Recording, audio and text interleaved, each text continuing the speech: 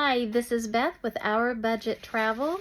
I am on day 2 of my trip to London with friends and my daughter. So those of you that I have planned upcoming trips for to London, I wanted to give you a quick tutorial on how to navigate the transportation system, especially when arriving at Heathrow International Airport here in London. So those of you that I have booked rooms for at the Crowne Plaza, Terminal 4, or the Premier Inn or the Holiday Inn, then here are your instructions on how to get to the hotel from the airport terminal. So most of you will be arriving either Terminal 2 or Terminal 3. You will then want to do a free transfer to terminals, and then which means you will transfer from 2-3 to Terminal 4. So once you arrive, those of you who have checked bags, pick them up, and then make your way down to the Elizabeth line. And there are clear instructions everywhere on how to get to the Elizabeth line rail. And I believe this is maybe what they would call the tube. I'm not sure the terminology yet. But something to know is that the Piccadilly line and the Elizabeth line run on the same lines, per my understanding. And you will be watching on the overhead marquee what train that you are to be watching for and how much time it is until it arrives. So you really watch that. When the train arrives, then there will be a marquee on the front and it will tell you where that train is going. You are looking for the Elizabeth line, Terminal 4. So you make your way downstairs at Terminal 2/3, and you are looking for a ticket kiosk on the wall. This is before you go through the turnstile. So you click the number of tickets that you need, it will spit them out, take it to the turnstile, and scan each ticket. Now don't throw them away, you need those one more time. So once you've gone through the turnstile, you are watching for the Elizabeth line train, Terminal 4. Once it arrives, get on it. It's just a few short minutes to Terminal 4. When you arrive, get off the train and start walking toward the turnstile. You will scan each ticket one at a time. It will open. Let that person go through, do each person, etc. Once you've gone through the turnstile, you are looking for the elevators to get to your hotel. So you will walk up like a little bit of a ramp area. It is, I would call it a ramp. Walk up, and then straight in front of you will be elevators. Get on the elevator and go to level 2. Once you arrive, the back door of the elevator opens and you look up, and there you should see the letter D. Now, I don't know if that's what that stands. I don't know why that's A, B, C, D, E, whatever, but you will arrive at D. Turn right immediately. Walk all the way down, and you will go through 2 double doors, glass doors.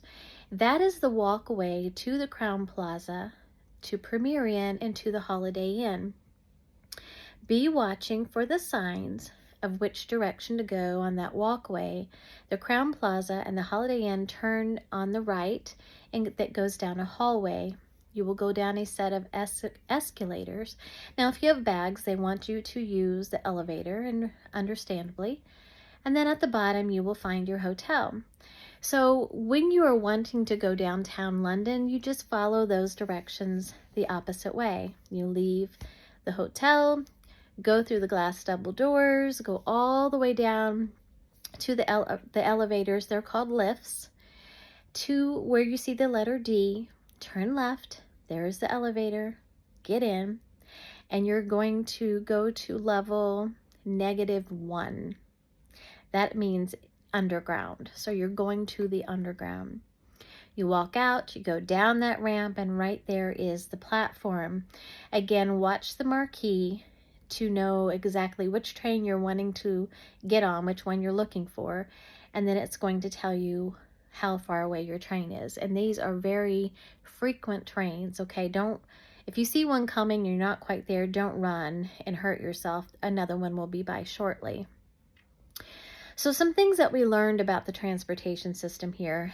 It took us a good, I'm going to say a good 24 hours to really fully get a grasp on it and understand it. We were a bit confused because there are so many maps and we didn't understand it. There's the yellow line, the green line, the Elizabeth line, you have the Piccadilly. There's just so many things. Wherever you are going, wherever your destination is what line you need to be looking for. I'm not sure if I'm making sense, but read the maps. You'll understand it then. Familiarize yourself online with these maps before you come. I think it will actually help you just a little bit, because there's a couple of times that we really needed to get off and transfer, meaning get off of one rail, walk up some steps, walk across on the other side, and then make the transfer. Long story, I won't go into it. But kind of understand it's not a straight shot like you think it might be, okay? The train system goes in a lot of places. So also want to reiterate that once you do get on the rail, you scan your ticket or your phone, whatever, then you do not throw that away if you have a ticket until you've scanned yourself out, okay? You scan yourself in, you scan yourself out. That's how they know how much to charge you. So I've been using Apple Pay on my phone. So crazy easy. I just double click till my credit card pulls up on Apple Pay. I lay it on this little reader on the turnstile, and it sends me through, and the doors open. It's wonderful. When I get off of the train, I scan myself out the same way. So works beautiful. Now, we had a situation where we have a mom on the trip with her daughter, and the daughter is 11 years old, and so obviously mom is not going to give her own credit card to hang on to. And she doesn't have a phone of her own anyway, and who would want their 11-year-old to have a credit card on their phone? So at first, when the mom would scan herself in and then she would try to scan her daughter in, it wasn't working. Well, what we realized was the system thought she was scanning in and scanning out all at the same time, and it was glitching. So what she is having to do is use 2 separate credit cards. And I know there are multiple families that have trips coming up where they have multiple people in the family and children.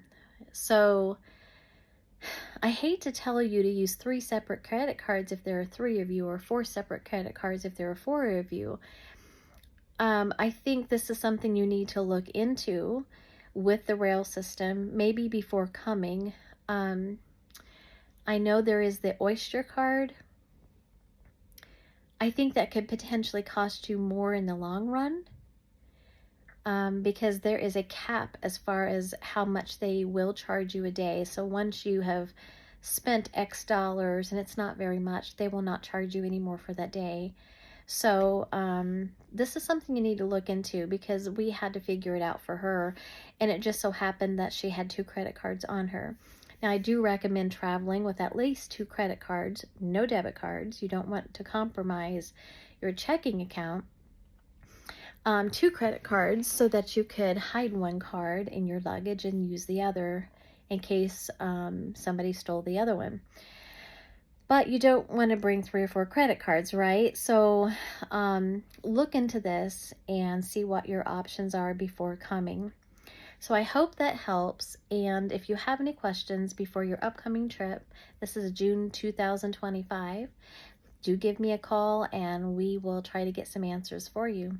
So I hope you enjoy your trip, and I hope you get some things worked out transportation-wise, knowledge-wise before you come. Thanks so much.